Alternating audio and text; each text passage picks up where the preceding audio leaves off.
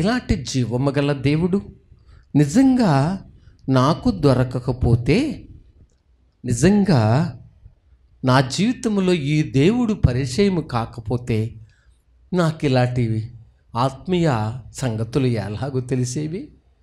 ఇంత గొప్ప దేవుడు, ఇంత వరములిచ్చే దేవుడు, ప్రార్థన చేసుకునే భాగ్యం ఇచ్చిన దేవుడు, బ్రతుకుటలో విజయముతో నింపుచున్న దేవుడు, దురాత్మల మీద జయములు ఇవ్వడమేంటో నేర్పిస్తున్న దేవుడు, ఏమిచ్చినా ఆ దేవునికి రుణం తీర్చుకోలేము. కాబట్టి ఇలా అనేక విషయాల్లో దేవుడు అధికారం ఇచ్చిన తర్వాత చూసారా, 16 సంవత్సరాల నుంచి శాతపడి చేశారు. ప్రెసిడెంట్ గారి భార్యకి మంచాన్ని పడ్డారు, ఏం తింటలేదు. నేను అభిషేకించబడి కొద్ది రోజులైంది, దేవుడు అధికారం ఇచ్చారు. కానీ అధికారం ఇచ్చారు కానీ అంత ఉపయోగించే శక్తి అంత ఒక చిన్నతనం. కానీ నేను వెళ్ళాను ప్రార్థన చేయడానికి. వెళ్ళినప్పుడు అంతే, ఆవిడ ఏళ్ళు ముడిసిపోయినాయి, మంచంలో కూర్చొని ఉన్నారు, లేవట్లేదు. ఇది పరిస్థితి. తెల్లగా ఉండే మనిషి, సౌందర్యమైన మనిషి, ఎముకలు ఉన్నాయి అంతే. చేతుల మీద ముందు చేతులు చేసి ప్రార్థన చేశాను. ఆ చేతుల్లో నుంచి ఇన్ని ముళ్ళు తీశారు దేవుడు. ముళ్ళు తీసి చిన్న కుప్ప వేశారు. ఆ కుప్పను ఒక అగ్గిని వచ్చి కాల్చేసింది అంతే. తలదూకుని దువ్వెను పట్టుకోలేని ఆమె దువ్వెను తీసుకుని తలదూకునే టైం వచ్చింది. తల మీద చేసి తైలం వేసి ప్రార్థన చేశా. దువ్వెను వెళితే ఏడుస్తూనే తెలుసు అందరికీ. కానీ ప్రార్థన చేస్తున్నప్పుడు ఆ కుప్పలోకి వచ్చి పడిన ఇవి తల దూకునేటప్పుడు నొప్పి లేదు, చక్కగా ఆకలి లేదని చెప్పినారు. ఒక ఇడ్లీ తినండి అన్నాను, ఇడ్లీకి ప్రార్థన చేసి తినండి అన్నారు. అప్పటి నుంచి 4 ఇడ్లీలు, 1 గ్లాసు పాలు తాగటం ప్రారంభించారు.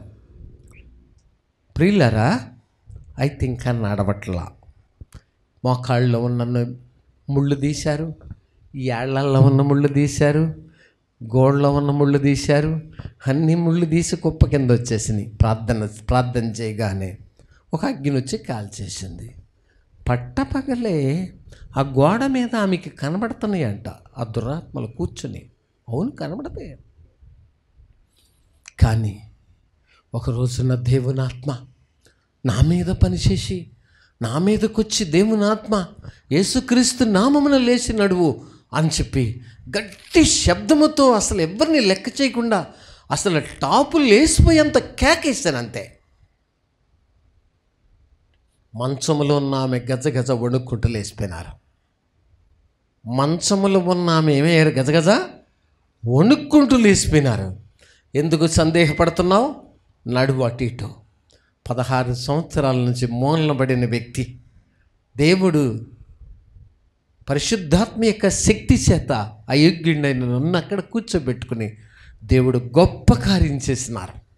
ప్రియులారా, ముమ్మారు లేపి ముమ్మారు అటు ఇటు నడిపించి, నీ సందేహము పోయిందా? ఇక నడవగలిగినటువంటి విశ్వాసం నీకు కలిగిందా? ధైర్యంగా ఉండము అని ప్రార్థన చేశాను. అక్కడ వాళ్ళ అమ్మగారు ఉన్నారు, వాళ్ళ చాలామంది అక్కడికి వచ్చారు. వాళ్ళు వెంటనే నోరు తెరిచారు. ఆమె నడుస్తుంటే, యేసు ప్రభు ఎక్కడో లేరు, నీవే యేసు ప్రభు అని చెప్పి మాట్లాడటం మొదలెసారు నా గురించి. మీరు అలాంటి మాటలు ఏం మాట్లాడకండి, నేను యేసు ప్రభువుని కాదు, నేను పాపుల్లో ప్రధానుడను అని చెప్పి వాళ్ళని సమర్థించటం, అంటే వాళ్ళని ఆపటం జరిగింది.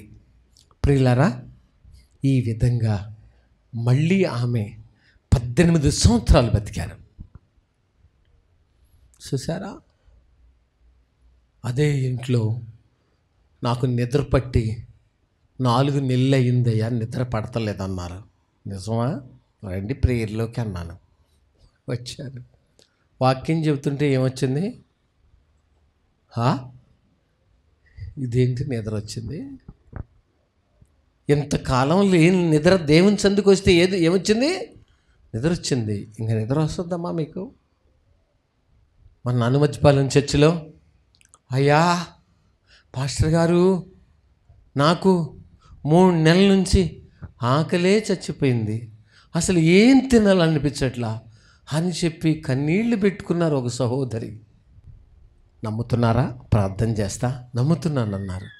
ప్రార్థన చేసి మళ్ళీ వారం వెళ్ళినప్పుడు నేను అడిగాను, అమ్మ ఎలా ఉందో మీకు అని అంటే ఆమె అంటారు, అయ్యా ఆకలి చాలా బాగేస్తుంది, శుభ్రంగా తిన్నానని చెప్పారు. దేవుడు మనకిచ్చిన ఆ సాక్ష్యాలు సాలవంటారా? ఏమండి, సాక్ష్యాలు సాలవా? చేపముళ్ళు గుచ్చుకుందంట చెచ్చెదురుగా ఉన్న ఒక సహోదరి హనుమతిపాలెం. 4 నెలల నుంచి డాక్టర్ల దగ్గర తిరుగుతూ, తెల్లగుడ్డ కట్టుకొని తిరుగుతూ, కుంటుకుంటూ నడుస్తూ ఉన్నారు. అప్పుడు ఎవరో చెప్తే మనసుకి ఎక్కి వచ్చారు. ఏంటమ్మా? అయ్యా లోపల తినేస్తుంది, నాకేమో ఈ షుగర్ ఉంది, ఇదిగోండి చూడండి ఎంత ఇబ్బందో అని చెప్పన్నారు. మీ కాలు ఈ కుర్చీ మీద పెట్టండి అని చెప్పి 2 చేతులతో ఆ కాలు పట్టుకుని ప్రార్థన చేశానండి. దేవుని బిడ్డలారా, ప్రార్థన చేశాను అంతే. అలా ప్రార్థన చేసిన తర్వాత మళ్ళీ వారానికి ఆ సహోదరి కాలికి గుడ్డ లేదు, కొండడం లేదు, సంతోషంగా దేవుని సంధికి వచ్చేసారు. ఏ అమ్మాయి ఎలా ఉంది అన్నాను. అప్పుడే పోయింది కదండి బ్రదరు, పాస్టర్ గారు, అప్పుడే మా స్వస్థపరిచింది. చూసారా ఎన్ని అద్భుతములు దేవుడు చేస్తూ ఉన్నారు. నిజము కదా, నమ్మాలి కదా, నమ్మితే చాలు కదా, నమ్మితే చాలు కదా. కాబట్టి దేవుడు యేసు ప్రభు అంటున్నారు, ఏమంటున్నారు? దయ్యాలు పోతుండే నేను ప్రార్థన చేస్తే అని సంతోషించడం కాదయా, నేను ప్రార్థన చేస్తే వ్యాధులు స్వస్థపడుతున్నారని చెప్పడం దానివల్ల సంతోషం కాదయా, నేను ప్రార్థన చేస్తే చాలు ఏ వ్యాధి అయినా పోద్దే అని చెప్పేసి మీరు సంతోషించడం కాదు అంటున్నారు. నిజమే, నేను కూడా ప్రార్థన చేశాక ఎవరికైనా అద్భుతం ఎవరికైనా జరుగుద్ది ఖచ్చితంగా. జరిగిన తర్వాత జరిగాక సంతోషమే వస్తుంది సహజంగా, ఎంతో సంతోషిస్తాం. చాలా ఆళ్ళకంటే ఎక్కువ నేను సంతోషిస్తా, కానీ సంతోషిస్తాముగా. మరి ఇప్పుడు పైడిపరు గట్టు మీద ఒక మా అమ్మ గోడ పట్టుకొని తడుములాడుకుంటూ వచ్చి అరుగు మీద ప్రార్థన జరుగుతుంటే వచ్చి ఒక పక్క కూర్చున్నారు. ఈ అమ్మ ఏంటి అని అక్కడ ఉండోళ్ళని అడిగాను. ఆవిడ కళ్ళు కనపడవండి అన్నారు. తడుములాడుకుంటూ వచ్చారు. సరే ప్రార్థనకు వస్తున్నారు, వచ్చారు, ప్రార్థన చేయమని కోరారు. 2 కళ్ళ మీద నా చేతులుంచి ఈమె చూపు, ఈమె కళ్ళు తెరవాలండి ప్రభా, యేసు నామమున తెరవండి అని ప్రార్థన చేస్తున్నాను. ప్రియులారా, ఆమె వెళ్ళేటప్పుడు తడుములాడుకుంటూనే ఇంట్లోకి వెళ్ళారు.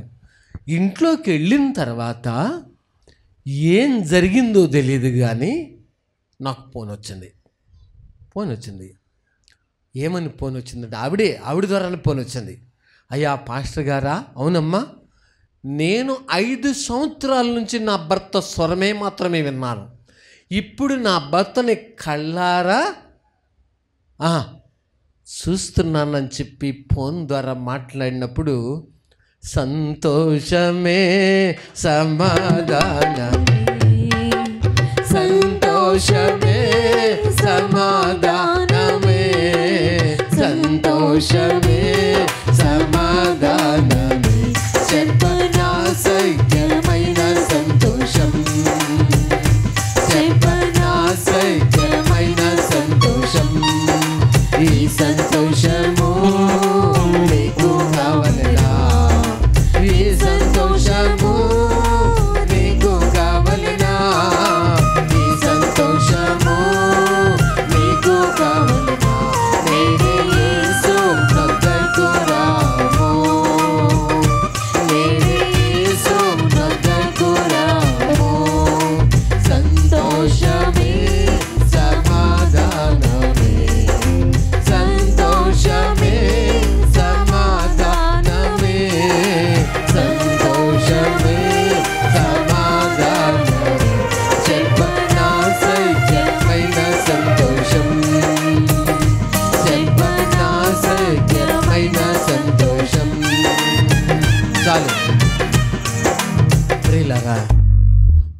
ఇలాంటి పరిస్థితుల్లో యేసు ప్రభు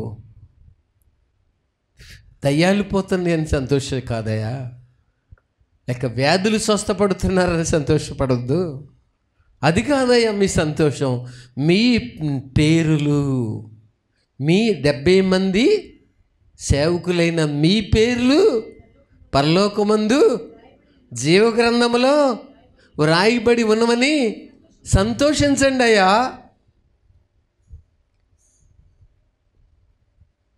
మీ పేర్లు జీవగ్రంథమందు వ్రాయబడి ఉన్నాయి. పరలోకములో జీవగ్రంథములో మన పేర్లు రాయబడి ఉన్నాయి.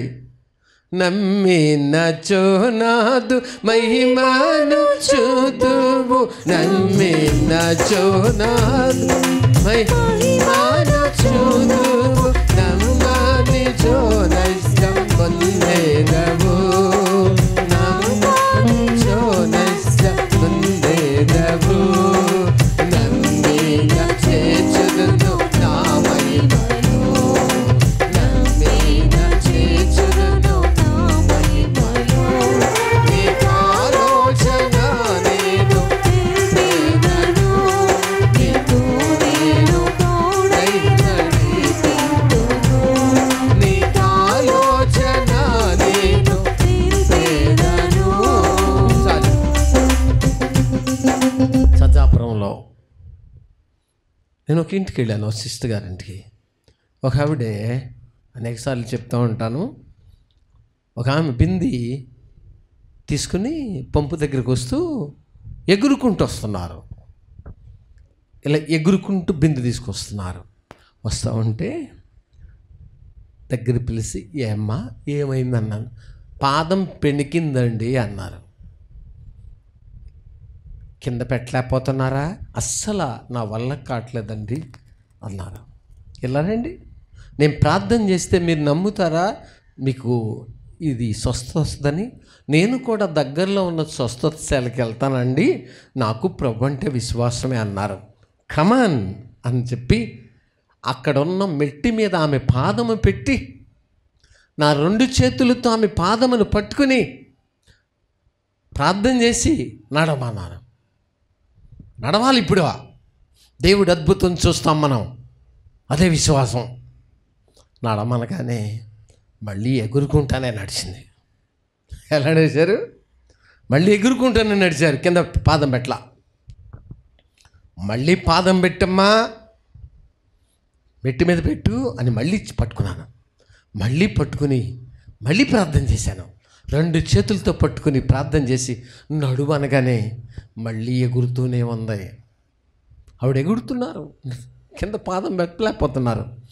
అట్లా కాదమ్మా, మళ్ళీ మళ్ళీ పెట్టు నీ కాలు అని చెప్పి మళ్ళీ పాదం పట్టుకుని ప్రార్థన చేశాను. ప్రార్థన చేసిన తర్వాత మళ్ళీ ఇటు అటు నడువు ఇప్పుడు అన్నాను. అనగానే ఆమె కొంటటం అనేది అసలు ఏంటో తెలియనట్టుగా మామూలు మనిషిలాగా నడుచుకుంటూ అటు ఇటు తిరిగి, అమ్మ ఎలా ఉందన్నాను. అంటే ఆమంటారు, పోయింది సార్, నొప్పి లేదుగా. ఇప్పుడు బింది కొట్టుకుని ఏం చేయండి, నీళ్ళు పట్టుకెళ్ళినప్పుడు బింది నీళ్లు కొట్టుకుని సంకల్లో పెట్టుకుని ఎలా వెళ్తున్నారు? సంతోషమే సమాధానమే, సంతోషమే సమాధానమే, సంతోషమే సమాధానమే, చెప్పనాశక్యమైన సంతోషం, చెప్పనాశక్యమైన సంతోషం. కాదు సంతోషంగా ఇక లేదు. అవును, దయ్యాలు పోతున్నాయి అని సంతోషపడొద్దయా, వ్యాధులు స్వస్థపడుతున్నాయి అని సంతోషపడొద్దు. వ్యాధులు స్వస్థపరిచే సేవకులు కూడా వ్యాధులు రావచ్చు, కానీ అది కాదయ్యా మీ సంతోషం. మీ పేర్లు పరలోకములో రాయబడి ఉన్నవని రాసేశారన్నమాట. దేవుల్లో కడుగు పెట్టిన ప్రతి వ్యక్తి యొక్క పేరు దేవుడు ఆయన దూతల చేత పరిశుద్ధాత్మ దేవుడు జీవగ్రంథములో రాయించేశారు. నా బిడ్డ, నీ పేరు పరలోకంలో ఉంది. ఈ భూమి మీద రికార్డుల్లో ఉండుంటుంది, మున్సిపల్లోనో పంచాయతీలోనో ఎక్కడో రికార్డుల్లో ఉంటుంది మన పేర్లు. కానీ ఈ రికార్డులో ఇక్కడ ఉంది, కానీ ఇంకొక రికార్డులో కూడా ఉంది. ఎక్కడ? పరలోకములో జీవగ్రంథములో మన పేర్లు రాయిసేసారంతే. ఎంత ఆశ్చర్యము! మీ పేరు పరలోకమందు ఉందా? ఉందని నమ్ముతున్నారా? మీ పేరు పరలోకమందు ఉందని నమ్ముతున్నారా? కొంతమంది ఎంతే ఎత్తండి, మీ పేరు ఎంత బాగుంటుందా చూసారా? మీ పేరు పరలోకమందు రాయబడి ఉందని మీకు విశ్వాసం ఉందా? మీ పేరు ఎక్కడుంది? ఎక్కడ? పరలోకంలో రాయబడి ఉంది. మీ పేర్లు రాయబడి ఉన్నాయి, మనందరి పేర్లు రాయబడి ఉన్నాయి. దేవుడు రాశారు, దాన్ని బట్టి సంతోషించండి అన్నారు ప్రభువారు. ఈ సంతోషం కాదయా, ఈ దయ్యాలు పోతున్నాయి అనేది కాదు సంతోషం. ఈ దురాత్మలు పోతాయి మళ్ళీ వస్తాయి, అది కాదయా. వ్యాధులు పోతాయి మళ్ళీ, ఇప్పుడు మళ్ళీ వస్తాయి. వ్యాధులు పోతాయి మళ్ళీ రావచ్చు, కానీ ఈ సంతోషం కాదు. మీ పేర్లు పరలోకమందు రాయబడిన సంగతి ఉన్నవని సంతోషించండి. ఆ రాయబడడం అనేది ఎంత గొప్ప భాగ్యము! పరలోక రాజ్యములో జీవగ్రంథమందు ఒక వ్యక్తి యొక్క పేరు రాయడానికి అర్హత పొందిన నరుడు ఎంత ధన్యుడు! జీవగ్రంథములోనే పేరు రాయబడిన నరుడు, ఆ పేరు రాయబడిన నరుడు ఎంత ధన్యుడండి! ధన్యము, ఎంతో ధన్యము యేసయ్యను కలిగిన జీవితము, యేసయ్యను కలిగిన జీవితము. ఇహమందున పరమందున 100 రెట్లు ఫలమందున, ఇహమందున పరమందున 100 రెట్లు ఫలమందున. వారే ధన్యులు, వారెంతో ధన్యులు, వారే ధన్యులు, వారెంతో ధన్యులు. ధన్యము, ఎంతో ధన్యము యేసయ్యను కలిగిన జీవితము. చాలు. టీవీలో వచ్చే వాక్యములోనైనా ఎప్పుడైనా సేవకులు గనక ప్రార్థన చేస్తున్నప్పుడు, సేవకులు ప్రార్థన చేస్తే ఈ ప్రార్థన ద్వారా నాకున్న ఈ సమస్య, నాకున్న ఈ వ్యాధి, నాకున్న ఈ బలహీనత ఇప్పుడే తొలగిపోతుందని ఎవరైతే నమ్మి ఆసక్తిగా విశ్వాసంతో ఉంటారో అక్కడే దేవుడు ఒక అద్భుతం చేస్తాడు. అక్కడే ఒక అద్భుతం చేస్తారు.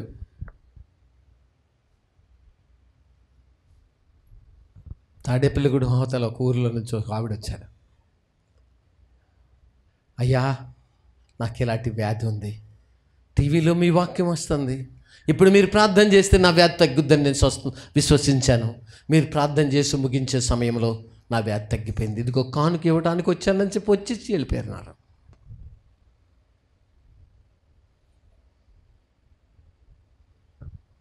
చూసారా?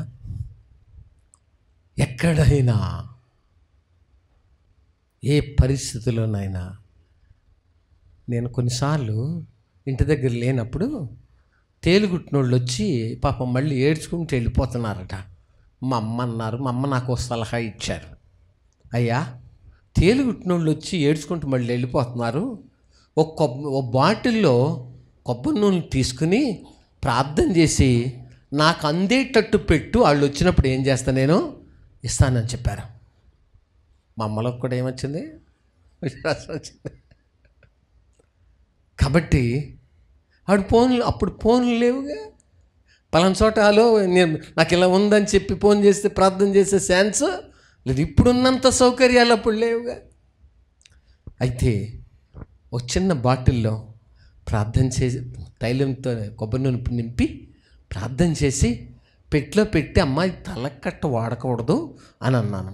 అలాగే అయ్యా చెప్పి అక్కడ పెడితే తేలుగుట్టినోళ్ళు వస్తేనంట మా అమ్మ తీసుకెళ్ళి, అయ్యా ఇది రాసుకో, మా చిన్న అబ్బాయి ప్రార్థన చేసి వెళ్ళాడు, ఇది ఏమవుద్ది, ఇది రాసుకుంటే మీకు పోద్ది అని చెప్పేసి చెప్తే వాళ్ళు రాసుకోగానే ఏడ్చుకుంటూ వచ్చిన వాళ్ళు ఏమయ్యేవాళ్ళు నవ్వుకుంటూ వెళ్ళిపోతున్నారు. అమ్మా ఏమైంది, ఎవరు ఈరోజు ఒకళ్ళు వచ్చారు తేలుగుట్టిన వాళ్ళు, ఇచ్చాను తగ్గిపోయింది, వెళ్ళిపోయారు. దేవుని బిడ్డలారా, భయపడద్దు, ధైర్యంగా ఉండము. అపవాది యొక్క శక్తి అంతటి మీద, మీకు నాకు ఆడి బలమంతుడి మీద, బలము అంతటి మీద అధికారం ఇచ్చి ఆడి బలాన్ని, వాడి శక్తిని అగ్ని చేత యేసుక్రీస్తు నామమున అణిచివేయబడును గాక. లేచి నిలబడు. ఎందుకు భయపడుతున్నావు? ఏ పరిస్థితుల్లోనైనా వాడి యొక్క బెదిరింపులకు, వాడి భయమునకు, వాడి తంత్రములకు, వాడి గలిబిలికి భయపడవద్దు. నీకు నువ్వే హాని చేసుకునేలాగా వాడి దగ్గర ఒక్కొక్క చరిత్ర ఉన్నది. నీ కుటుంబాన్ని నువ్వే పాడు చేసుకునేలాగా వాడి దగ్గర తెలివితేటలున్నాయి. నీకు నువ్వే పిరికి వ్యక్తిగా మార్చుకునేలాగా వాడు ఒక కుతంత్రము కలిగిన పెద్ద దుర్మార్గుడు. ప్రార్థన చేద్దాం. మహాగణుడును మహోన్నతుడువైన ప్రభా, ఇక్కడున్న మా బిడ్డలందరినీ దర్శించము. ప్రతి ఒక్కరిని బలపరచండి. యేసు నామమున ప్రతి ఒక్కరికి జయమే. అలాంటి శక్తిని, బలమును మీరు మాకు ఇచ్చినారు, అధికారం ఇచ్చినారు. మీరే బలపరచండి ప్రభా. మీ సన్నిధి మాతో ఉంచమని, ఇచ్చిన కొద్ది మాటలు మా అందరూ ఫలింపచేయమని, వాక్యం వింటాం. ప్రతి బిడ్డ మీద మీ ఆత్మను పని చేయనివ్వండి. బిడ్డల చుట్టూ మీ కంచి వేయండి, కాపుదలు ఉంచమని మీ చేతులకు అప్పగించుకుంటూ యేసు నామమున అడుగుతున్నాం తండ్రి, ఆమేన్.